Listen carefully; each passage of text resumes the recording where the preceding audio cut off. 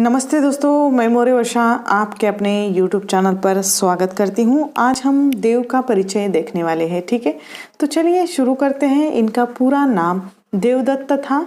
जन्म संवत 1730 और ईस्वी में 1673 में बताया जाता है।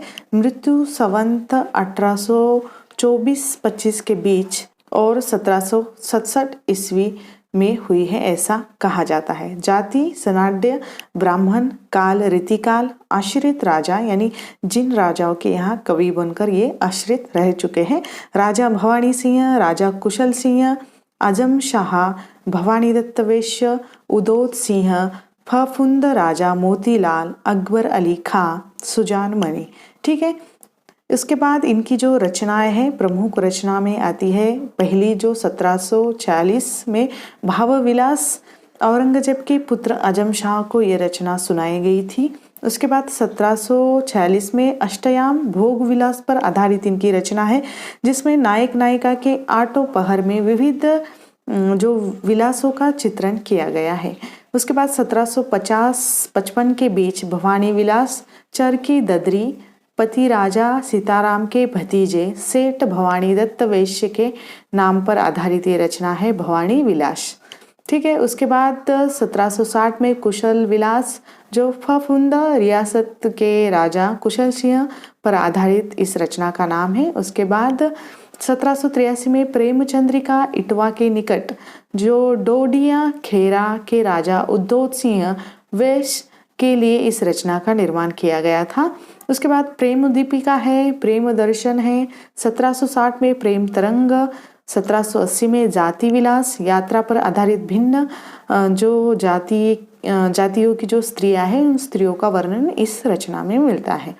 उसके बाद 1783 में रस विलास, राजा मोतीलाल के नाम पर इस रचना का निर्माण हुआ है। वृक्ष विलास, पावस विलास, राधिका विलास। उसके बाद राग रत्नाकर, राग रागिनी के स्वरूप का चित्रण, यानी इसमें संगीत पर आधारित ये रचना है।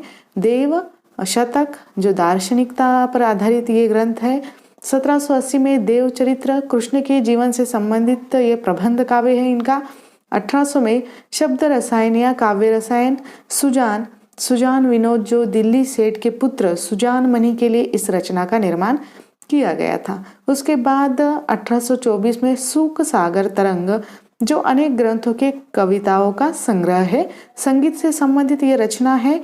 पिहानी के राजा अकबर अली खां को ये भेंट स्वरूप रचना दी गई थी। ठीक है, उसके बाद ब्रह्म दर्शन 25सी, जो विरक्ति भाव से संबंधित रचना है। तत्व दर्शन 25सी, विरक्ति भाव है इसमें।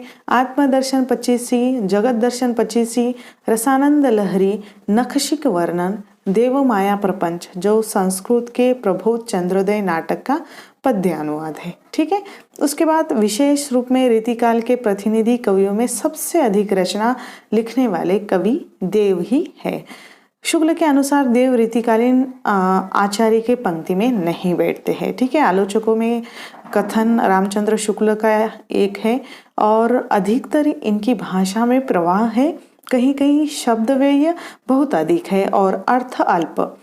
इनका सा अर्थ सौष्ठव और नवोन्मेष बिरले कवियों में मिलता है। रीतिकाल के कवियों में ये बड़े ही प्रगल्भ और प्रतिभा संपन्न कवि थे, इसमें संदेह नहीं है।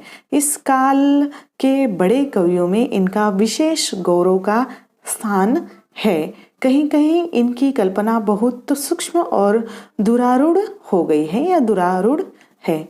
ठीक है, उसके बाद हजारी प्रसाद इनके बारे में कहते हैं कि प्रेम चंद्रिका, रस विलास और प्रेम 25सी में देव उत्तम कवि के रूप में विराजमान है। ठीक है, ये दो कथन रामचंद्र शुक्ल और हजारी प्रसाद द्विवेदी का आपको याद रखना है। ठीक है, तो यहाँ पर ये छोटा सा देव का परिचय समाप्त हो जाता है।